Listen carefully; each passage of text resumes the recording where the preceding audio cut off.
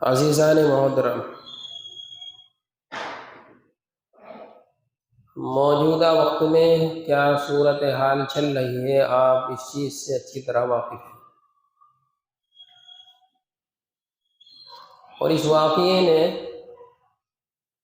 دل کو اتنا زیادہ زخمی کر رکھا ہے اور طبیعت اتنی زیادہ متاثر ہے کہ اس کے علاوہ اور کسی موضوع پر گفتگو کرنے کو طبیعت نہیں چاہ رہی۔ گزشتہ ہفتے بھی چند باتیں میں نے آپ حضرات کے سامنے عرض کی۔ آج کی تاریخ میں ساری دنیائے کفر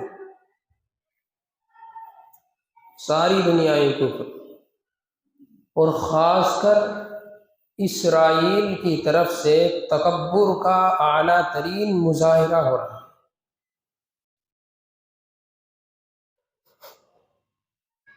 اور شاید کہ وہ اپنے گمان میں یہ سمجھ بیٹھا ہے کہ اب خدائی اس کے ہاتھ میں آ گئی، اب خدائی اس کے ہاتھ میں آ گئی ہے، اس لیے وہ متکبرانہ بیانات اور متکبرانہ کارروائیاں فلسطین کے مظلوم مسلمانوں پر اس دھڑلے سے کر رہا ہے کہ وہ یہ سمجھ بیٹھا ہے کہ ساری دنیا کا حقیقی مالک تو ہی ہے، تیرے علاوہ کوئی اور نہیں۔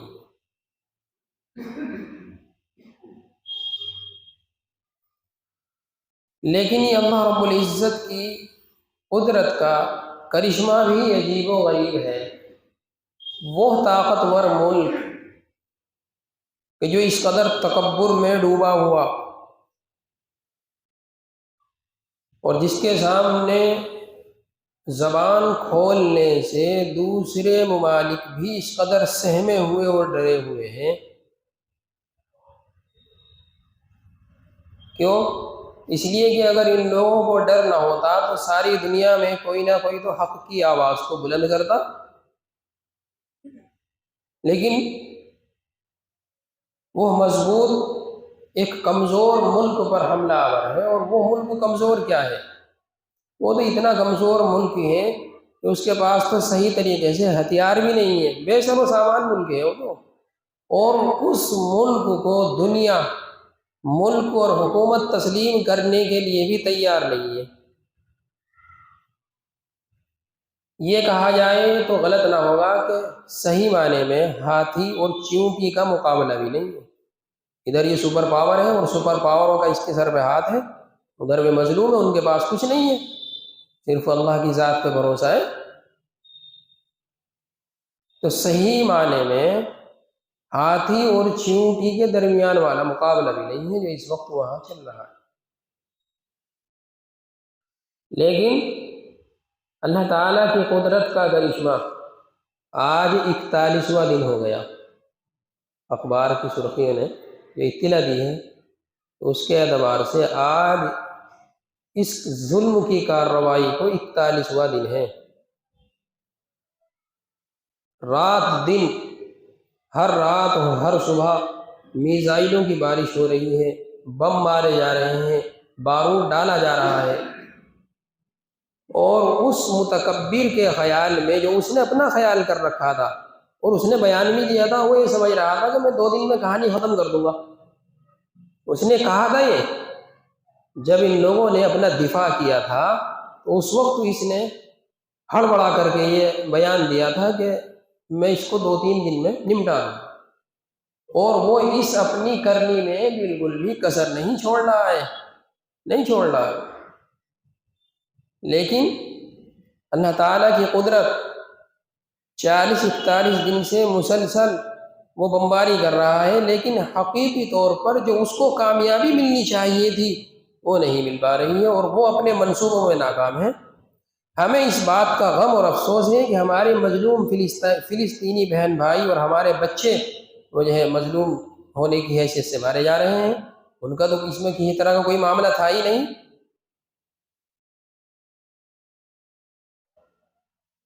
یہ جو واقعات ہیں وہ برابر بم برسا رہا ہے، پھر بھی کامیابی نہیں مل رہی۔ ان واقعات کے ذریعے سے اللہ تعالیٰ نے ہم لوگوں کو اور دنیا والوں کو یہ دکھلایا کہ دیکھو وہ ملک کہ جس کی تکبر کی وجہ سے گردن اکڑی ہوئی اور تنی ہوئی ہے، سینہ اکڑا ہوا ہے، اپنی تمام تر توانائیاں صرف کرنے کے باوجود، ایڑی اور چوٹی کا زور لگانے کے باوجود بھی اپنے مقصد میں کامیاب نہ ہو سکا، تو یہ سمجھ لو دنیا والوں کہ خدائی اس کی نہیں، خدائی اصل میری خدائی۔ یہ اللہ رب العزت بتلا رہا ہے، ورنہ اس نے کسر نہیں چھوڑ رکھی۔ اللہ رب العزت نے قرآن کریم میں ارشاد فرمایا، ان تنصروا اللہ ینصرکم، اگر تم اللہ کی مدد کرو گے تو اللہ تمہاری مدد کرے گا۔ یہ تو قرآن میں کہا، تم اللہ کی مدد کرو گے تو اللہ تمہاری مدد کرے گا۔ اب اگر کہیں ایسے حالات بنتے ہیں کہ جہاں بظاہر اللہ کی طرف سے مدد صحیح معنوں میں نہیں آ رہی ہے، یہ بالکل ہو ہی نہ رہی ہو، تو پھر ہم اس چیز پر غور کریں کہ ہم نے اللہ کی مدد کرنی چھوڑ دی۔ اللہ کی مدد ہم کس طریقے سے کر سکتے؟ دین اور شریعت کے جو تقاضے ہیں ان پر عمل کرنا، گویا یہ اللہ کی مدد کرنا ہے۔ قرآن نے تو جا بجا اعلان کیا اور ہمارے ضمیر کو جھنجوڑا، وَأَنْتُمُ الْأَعْلَوْنَ إِن كُنتُم مُؤْمِنِينَ، تم ہی سربلند رہو گے بشرطے کہ پکے سچے مومن بن جاؤ۔ اور ہم عروج سے زوال کی طرف جا رہے ہیں، تو گویا قرآن کے دعوے کے مطابق ایمان کی جو کیفیت اور جو پاور ہونا چاہیے تھا وہ ہمارے پاس نہیں ہے۔ تو کیا ہم نے صبح میں یا شام میں یا 24 گھنٹے کی جو ہماری زندگی ہے کسی وقت تنہائی میں بیٹھ کر کے لیٹ کر کے یہ سوچا حالات کیوں بن رہے ہیں؟ کیا مجھے یہ فکر ہوئی ہے؟ مجھے فکر نہیں ہے۔ مجھے اپنے دوستوں کے ساتھ وقت گزارنے کے علاوہ، ٹائم پاس کرنے کے علاوہ اور کچھ کام نہیں ہے۔ باقی کیا چل رہا ہے چلتے رہنے دو، میرے ساتھ تھوڑی ہو رہا ہے۔ اور یہی ہم لوگوں نے سوچ رکھا ہے، جن کے ساتھ ہو رہا وہ جانے۔ تو اللہ رب العزت نے فرمایا، ان تنصروا اللہ ینصرکم، اگر تم اللہ کی مدد کرو گے اللہ تمہاری مدد کرے گا۔ آج کے اس موجودہ دور میں بھی اگر ہم پھر شریعت کے تقاضوں کو پورا کرنے لگے، یقینی طور پر اللہ رب العزت کی مدد نازل ہوگی، یقینی طور پر اللہ رب العزت کی مدد شامل حال ہوگی۔ جی، جس طریقے سے شریعت کے اندر نماز، روزہ، زکوٰۃ اور حج یہ اہم فرائض ہیں شریعت میں، دین میں۔ آپ میری طرف دیکھو، میری طرف متوجہ رہیں آپ۔ جس طریقے سے شریعت کے اندر نماز، روزہ، زکوٰۃ، حج یہ اہم فرائض ہیں، اسی طریقے سے ایک اہم فریضہ اور ہے جس کو ہم نے عرصہ دراز سے بھلا دی، اور وہ ہے ایک عظیم رکن جہاد۔ اس کو ہم بھول گئے، ہم نے بھلا دیا، ہم نے بھلا دیا، ہم نے اس پر عمل نہیں کیا، اور حالات یہ بنے۔ اللہ کے نبی صلی اللہ علیہ وسلم نے جو حدیث شریف میں فرمایا، میں نے گزشتہ ہفتے وہ عرض کی تھی، ایک وقت ایسا آئے گا کہ یہ لوگ تم لوگوں کو نمٹانے کے لیے، ختم کرنے کے لیے ایک دوسرے کو اس طریقے سے بلائیں گے جیسے کھانے والا کھانے کے پیالے پر اپنے دوستوں کو بلاتا ہے، آؤ بھائی آؤ، ان کو نمٹا دو یار، ختم کرو یار، ان کی کہانی ختم۔ کیا کہہ رہا ہوں؟ جب تک حماس کو نمٹا نہ دیں جب تک ہم باز نہیں آئیں گے۔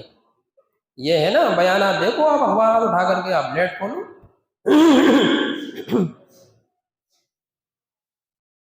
جب تک ہم ختم نہ کر دیں، صفائے ہستی سے نہ مٹا دیں، ہم باز نہیں آئیں گے۔ مسلسل اور وہ کر رہا ہے، اس میں وہ کامیاب نہیں ہو رہا اپنے مقصد میں، کیونکہ اللہ کی منشا نہیں ہے، اللہ کی منشا نہیں۔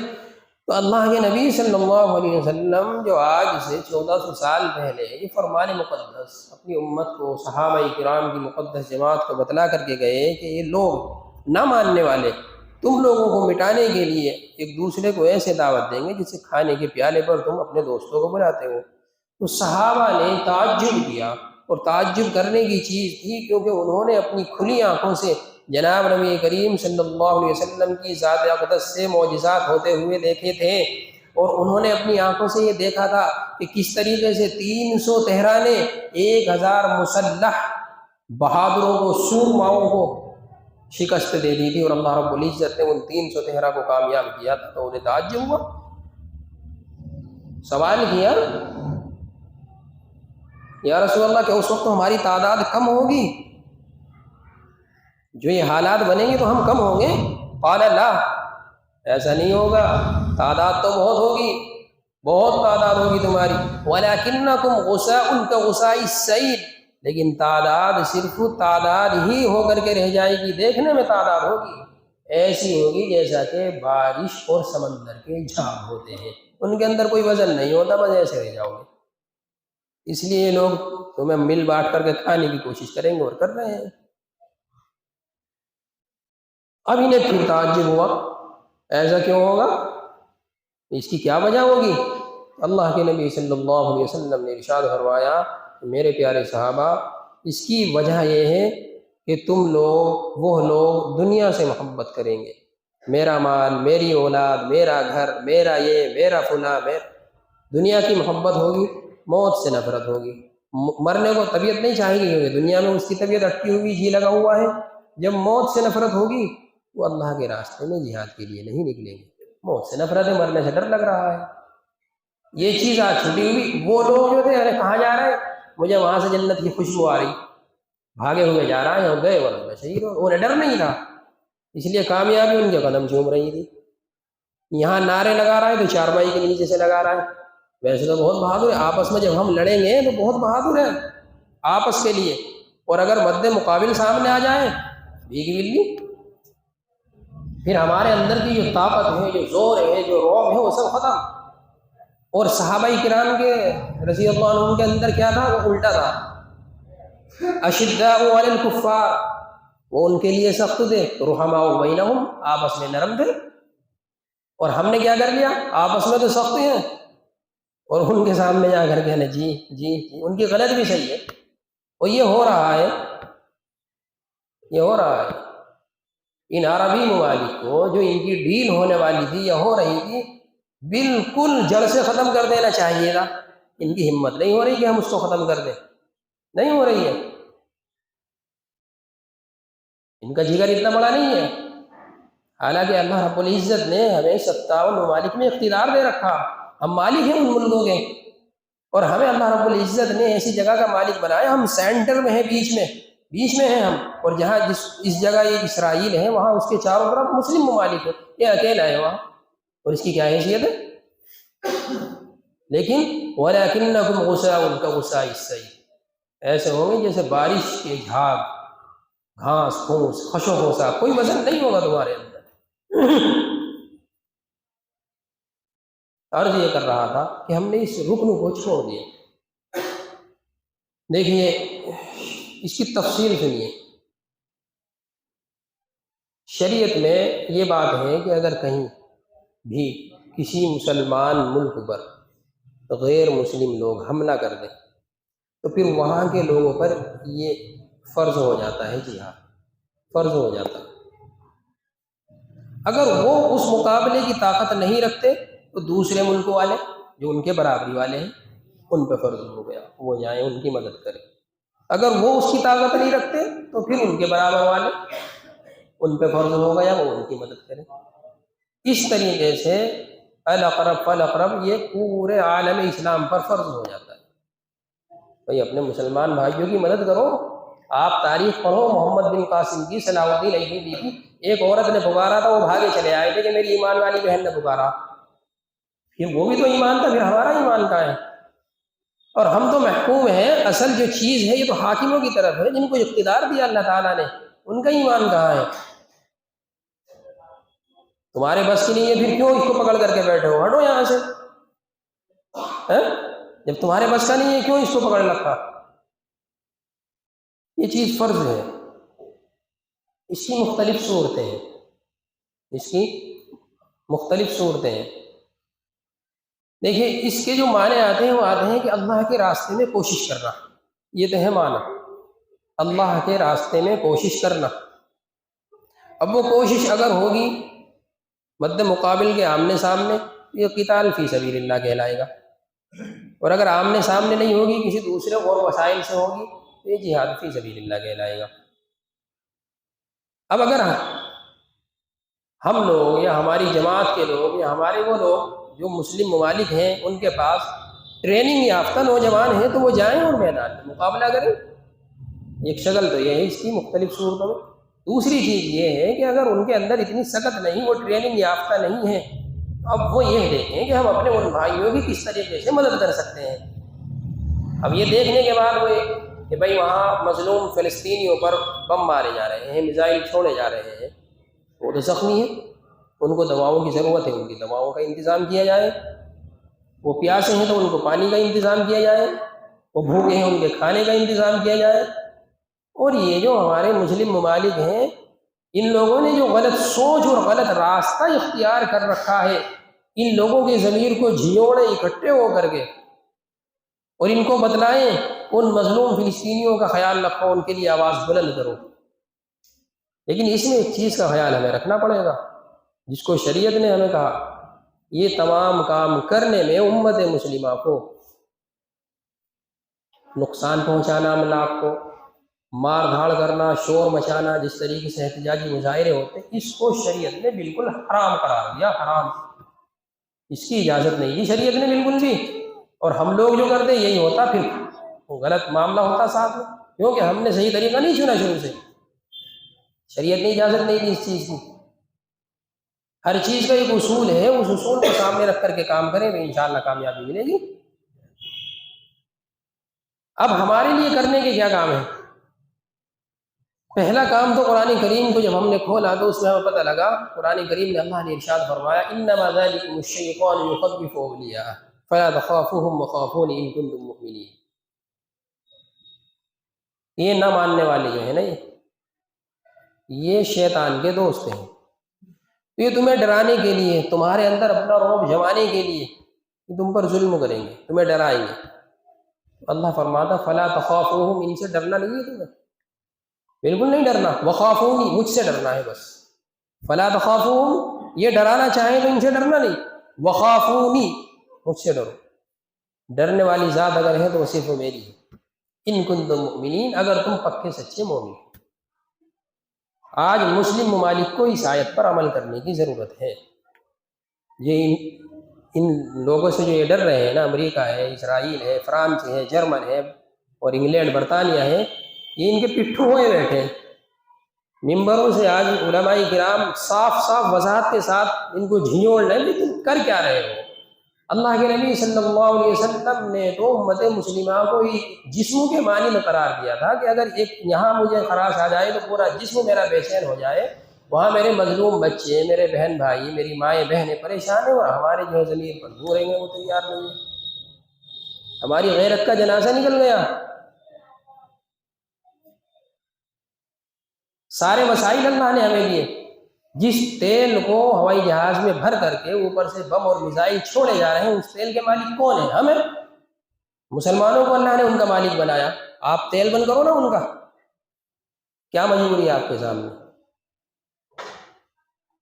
لیکن عیاشی نہیں چھوڑیں گے ہم اپنی، پھر ہماری عیاشی ختم ہو جائے گی۔ اور ہم نے یہ گمان کر لیا کہ ہم تو ایمان والے ہیں، ان کے ساتھ جو ہو رہا ہے ہوتا رہے، ہمیں اس سے کیا لینا دینا۔ یہ کہنے سے کام نہیں چلے گا، نہیں چلے گا۔ آج اگر چند لوگوں کی جماعت اسلام کے بلند کرنے کے لیے، ظلم کے دفاع کے لیے ایک جماعت کھڑی ہوئی، پہلی چیز تو یہ تھی کہ سب کو کھڑا ہونا چاہیے تھا، لیکن ہماری غفلت، ہماری بے غیرتی، ہم نہیں ہو سکے۔ لیکن اگر ہم ہی میں سے چند نوجوانوں کی ایک جماعت کھڑی ہوئی تو ان کی مدد تو ہم کر سکتے ہیں؟ نہیں کر سکتے۔ ان کی حوصلہ افزائی تو ہم کر سکتے ہیں؟ نہیں کر سکتے، اور کرنی چاہیے، کرنی چاہیے۔ آج کے اخبار میں ہے، ایران نے یہ کہا ہے کہ بھائی تم نے جو 7 اکتوبر کا حملہ کیا تھا، ہمارے بغیر کیا، ہم تو نہیں جاتے۔ آج کے اخبار میں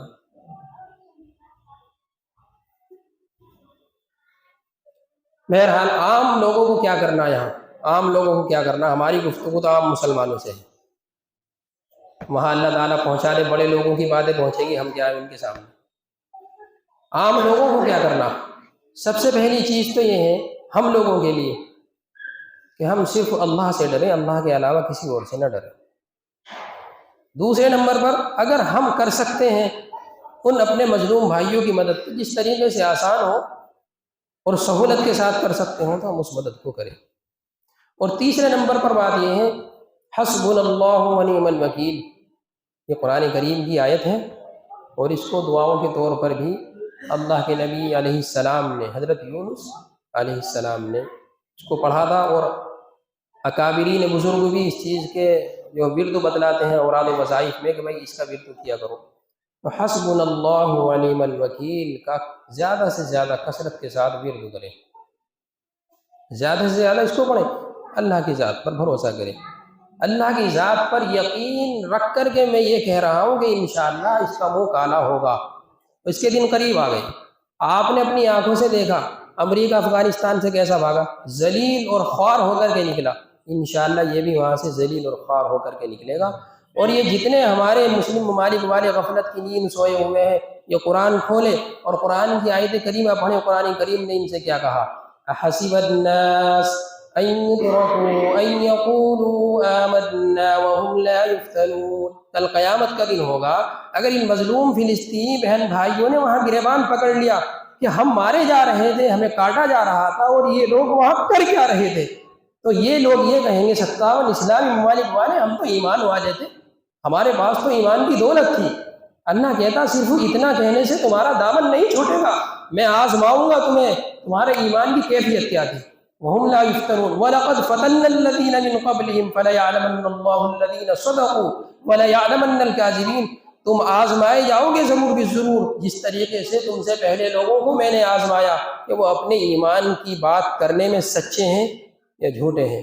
ام حسب الذین اجترحوا السیئات ان یسبقونا، تم جو غفلت کی نیند میں سوئے ہوئے ہو، اپنے مظلوم بھائیوں کی مدد نہیں کر رہے ہو، اور تم یہ سوچ رہے ہو کہ ہماری پکڑ نہیں ہوگی، ساء ما یحکمون، یہ تمہاری سوچ نہایت ہی غلط ہے۔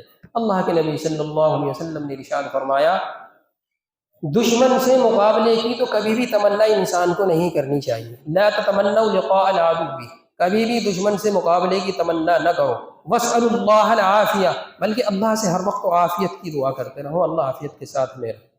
فَإِذَا لَقِيتُمْ فَاثْبُتُوا، لیکن اگر سامنا ہو جائے تو پھر اپنا دفاع تو کریں گے۔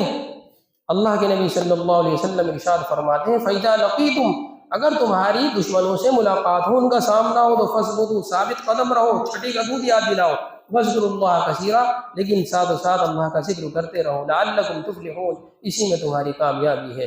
اللہ تعالیٰ عمل کی توفیق عطا فرمائے۔ وآخر دعوانا الحمد للہ رب العالمین۔